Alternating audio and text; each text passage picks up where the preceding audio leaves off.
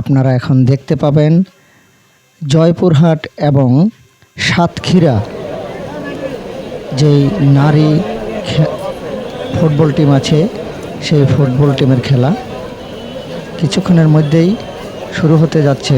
আপনারা দেখতে পাচ্ছেন সবাই প্রস্তুতি নিচ্ছে এবং অল্প কিছুক্ষণের মধ্যেই খেলা শুরু হয়ে যাবে।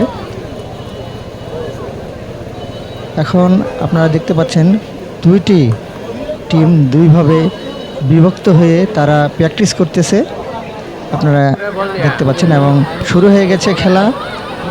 এখন খুব জমজমাট খেলা।